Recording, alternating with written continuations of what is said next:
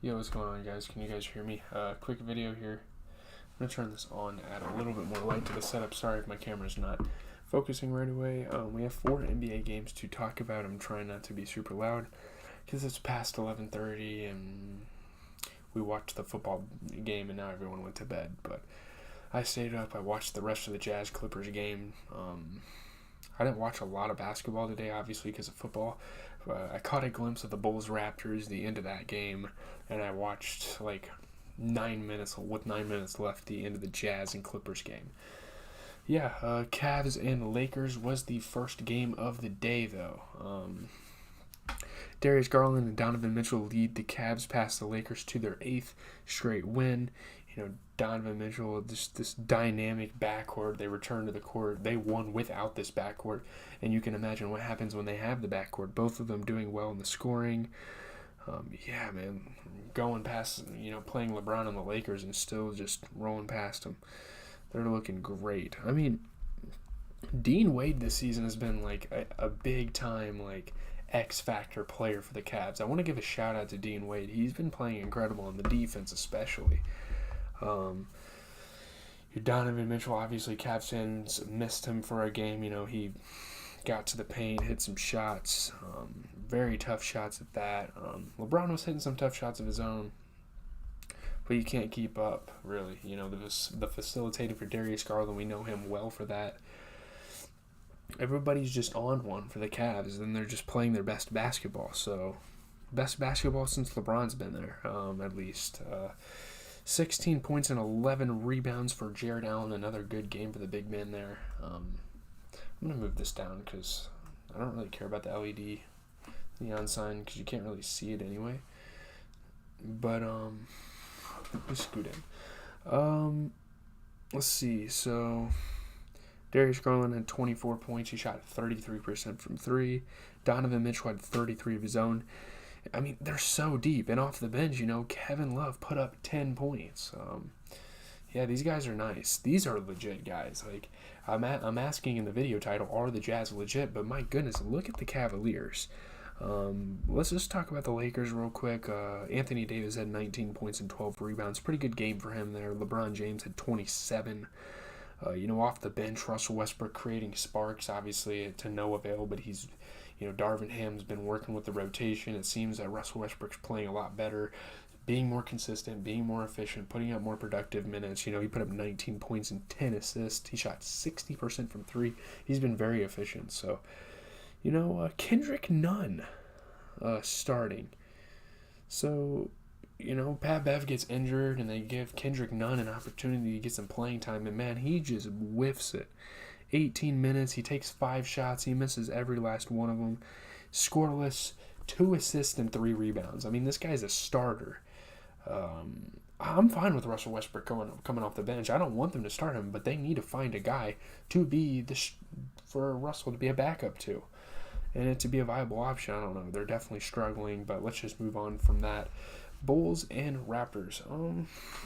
This game got interesting down the stretch, but Raptors got on a big run, a lot of momentous stuff. Fred VanVleet has 30 points and 11 assists as the Raptors beat the Bulls. Fred VanVleet having probably his best game of the season, and he returned from an injury, doing great scoring, passing the ball. Scotty Barnes doing good, scoring the basketball and grabbing rebounds. Pascal Siakam, their best scorer, they were missing him tonight, and they still won, so that's great. Yeah, even without Pascal, they have a guy for everything. They have a guy that can pass the ball in Fred VanVleet. They have good scorers. They have guys that can rebound, play defense, all this. DeMar DeRozan had some pretty tough shots. Vucevic, having some surprising dimes at big man this year for Ayo Dosunmu. But, man, Fred VanVleet returned, and he was hitting some shots. Javonte Green has been an X. I know the Bulls aren't doing good, but Javonte Green's been an X-factor player for them. He gets some tough shots to fall. Goran Dragic hit some tough baskets, but all in all, just wasn't enough. DeMar DeRozan came out, had a 20-point performance, 18 points and 12 rebounds for Vucevic. He shot 40% from 3. Alex Caruso put up 11 assists and 11 rebounds. I commend him for that, but man, man, does this Chicago Bulls team need him to score more. They need him to be a double-digit scorer, maybe even a 15-point scorer. You don't have Zach LaVine. This is your chance.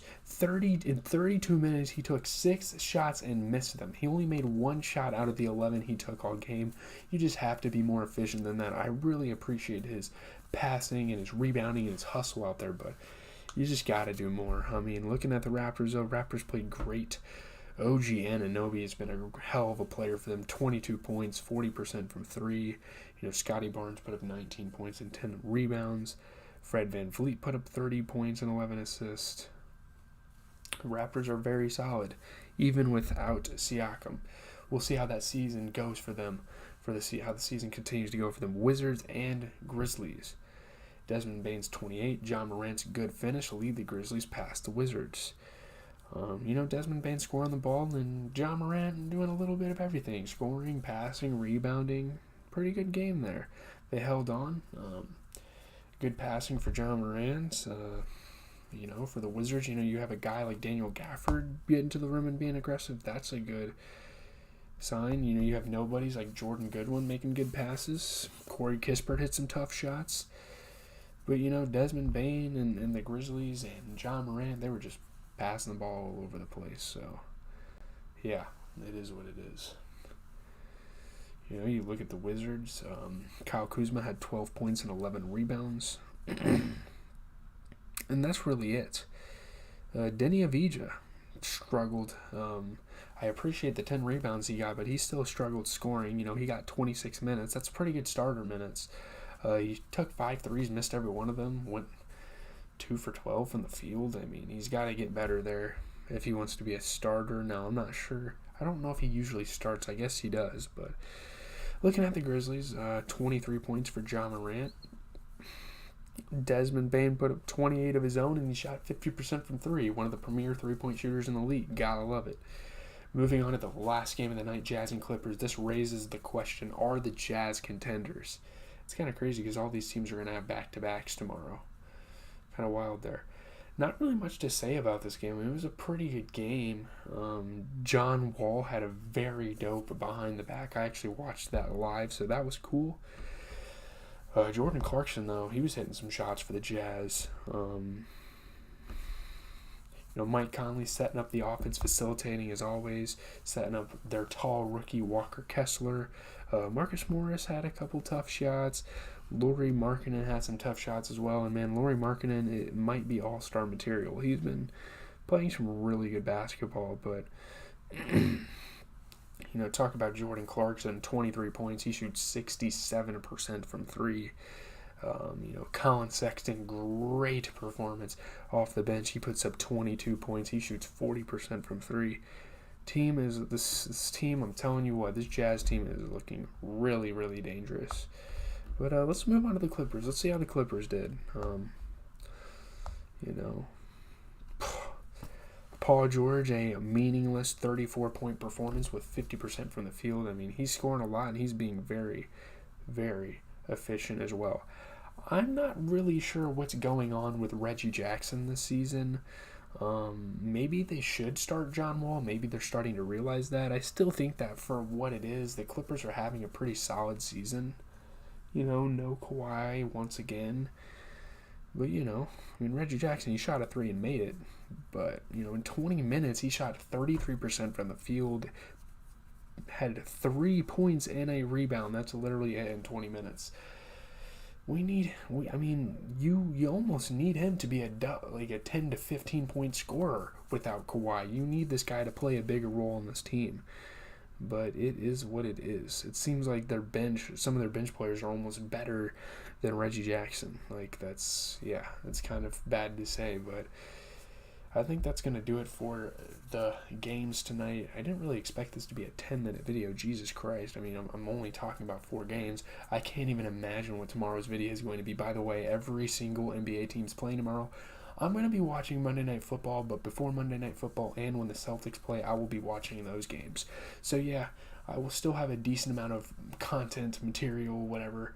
I have a very tough computing quiz coming tomorrow. I got to study tomorrow morning, but, yeah, wish me luck. That's how college is going.